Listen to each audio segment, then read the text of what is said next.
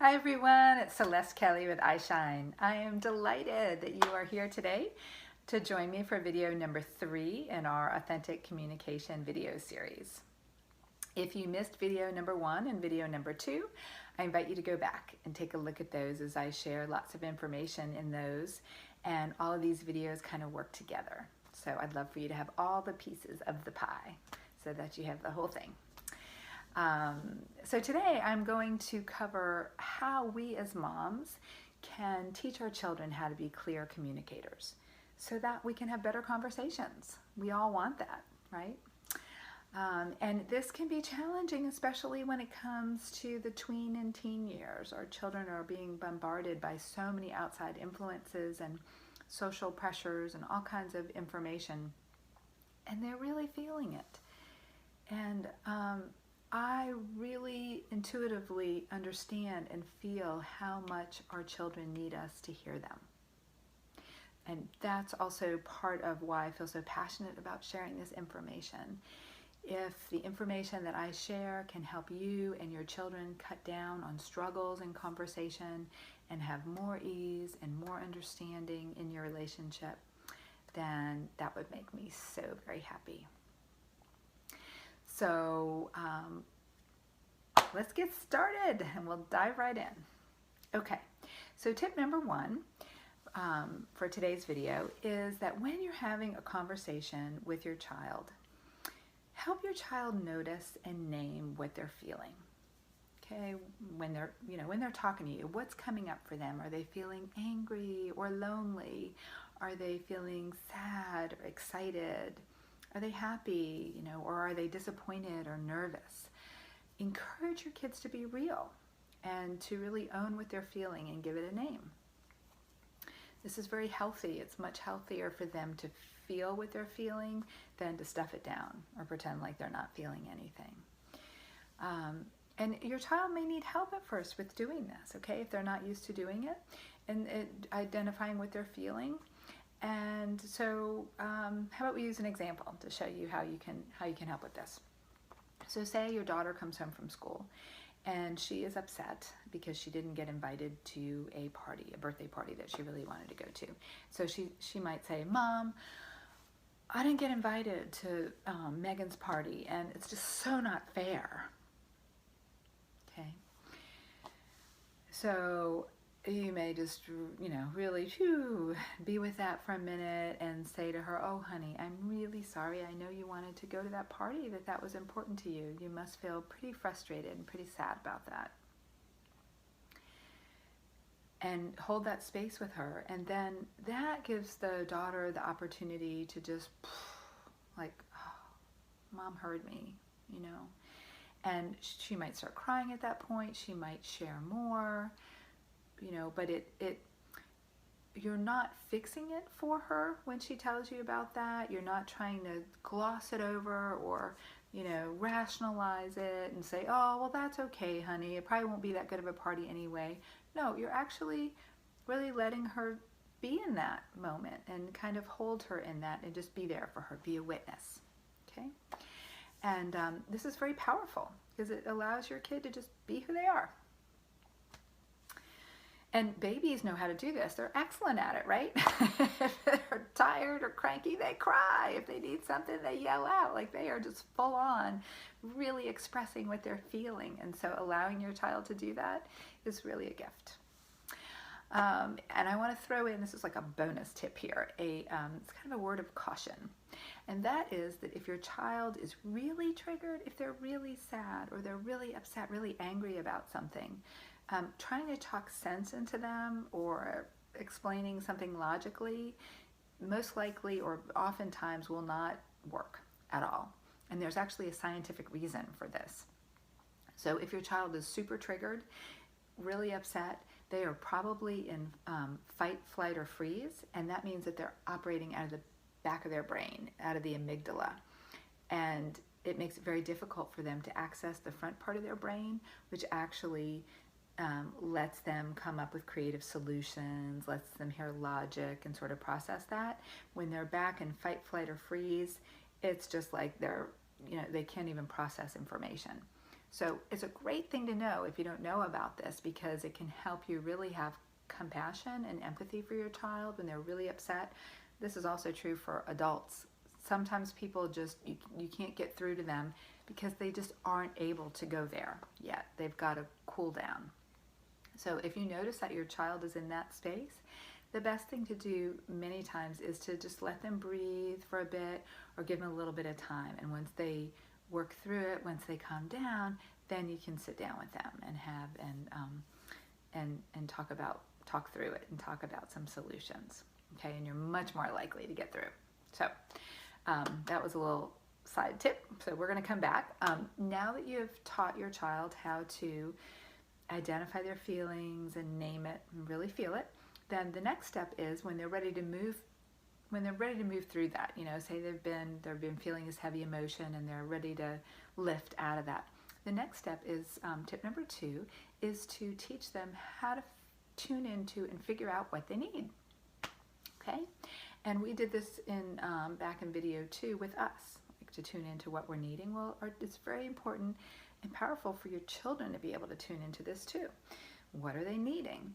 So while we want them to feel their emotions can be a roller coaster, and we don't want them to get so weighed down and so bogged down in their emotions that they get stuck. We want to be able to help them move out of that. So by identifying what they need, by figuring out what they need, that can help them shift out of that heavy emotion. So some common needs that children often have are things like the need for belonging, trust, kindness, autonomy and independence, respect, authenticity and realness, creativity, support, the need to be seen, the need to be heard, the need for space, stability, the need for compassion, things like that.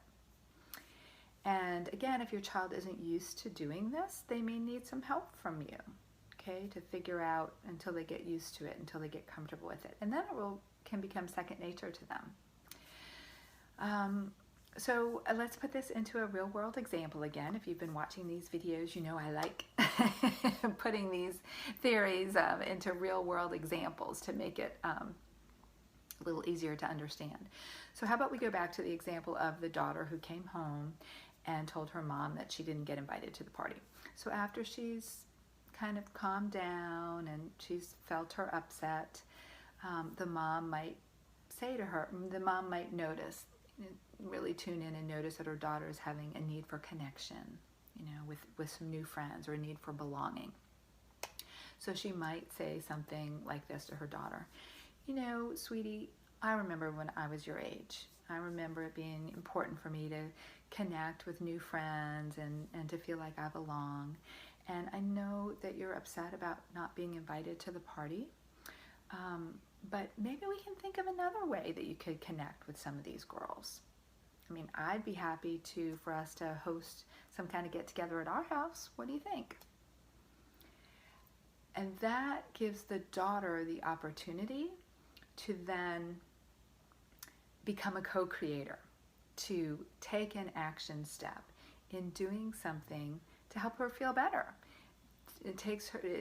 Like she's taking an action step to do something that will empower her, that will help her get her need met. Okay, so she and her mom might have a really fun conversation about, oh, well, what do you think? What do you think? Maybe we can invite one of the girls over to just hang out, or maybe we could have a couple of the girls over and have a pizza party, right? Do you see how this can sort of support the daughter in getting her need met? And it's empowering. It's sort of a gentle but yet gentle but structured way to move forward, right? To shift out of that heavy emotion into a, hey, what can we do about this? It's just, we have this need. What else can we do? So that can be really, really powerful for our kids to know what their need is. And then once they've identified that, and they're in a space where they can kind of come up with some creative solutions, they can use this to their advantage, and it actually helps them learn how to resolve more of their problems on their own, how to develop resilience, and really how to cultivate more happiness in their life. Okay, because they're making choices and they're taking actions that support them in having their needs met and really living their heart's desires, doing what's important to them and what calls to them. So, good stuff. Okay, so now we've helped our children identify their feelings and their needs. And then the third tip is to really encourage your child to express what they're feeling and what they're needing. Okay, and you can encourage them to do this when you're having a conversation. And why is this important? Well, it's important because the more information you have about where they're coming from, the better you know how to support them, right? The more empathy you can have, the more understanding. It gives you more information about what's going on for them, so you know how to support them in making the best decisions that they can. Okay, and it's easy to, I don't want to say this, it's easy to blame our kids also and fuss at them when they don't do what we want them to do, but it's not always feasible what we're asking them, because they're human beings too, right? They have their own challenges and their own feelings and their own needs. So once we have information about what's going on for them, it can inform what we're requesting of them, right? And so let's put this into a real world example again, so it makes a little more sense. Okay, so say that your daughter comes home after school and she just wants to go to her room, but the mom really needs help with some yard work and says to her daughter, hey, can you help with some yard work here? We talked about doing this when you got home today. And the daughter says, I don't want to do yard work. I just want to go to my room, right? Talk to the hand, Mom. Okay. Another way that the daughter could respond if she was in touch with what she was feeling and needing would be to say something like this to her mom. Mom, I don't feel like doing yard work today. I'm nervous about having to try out for the play tomorrow, and I just want to be alone and practice my lines. Okay, do you see the difference? Like in the first response, the daughter is just saying, talk to the hand, I'm going to my room. In the second response, she's actually sharing with her mom that she's feeling nervous and that she's having a need for space. Given that information, the mom then can sit with that for a minute and decide what's the best thing to do, right? She can have empathy for her daughter, and she can figure out, wow, do I just push my daughter anyway? We're doing the yard work, or do I let her have some space and then, we'll handle the yard work later? Like, the information there that the daughter has given the mom helps the mom understand where her daughter's coming from, so that the mom knows how to support the daughter best. Okay, and so much of the time we don't know what's going on in our kids' minds. We don't know what's happened in their day, just like they don't know what's happened in our day. So by being honest and authentic in our communications and what we're feeling and what we're needing, it helps us to be present with each other. And it makes for much more clear communication and a much higher likelihood that you can work out some peaceful solutions and that you can kind of negotiate, right? And have it be okay on both sides. So communicating clearly isn't always easy. However, if you continue to use your intuition, and if you continually return to love and compassion, speaking from your heart, that will be reflected in your conversations. And it's also setting a really good example for your children to do the same thing. So let's go over our 3 tips that we went over today. The first one is how to teach your child to be a clear communicator. The first tip is to help your child feel and identify what they're feeling. The second tip is to help them get in touch with what they need. And the third tip is to encourage your child to express their feelings and their needs to you in a conversation. So using authentic conversation really takes awareness, and it takes practice, and it takes patience. So be kind and loving to yourself and to your children, and just take it one step at a time. As always, I hope that you've enjoyed all the information today.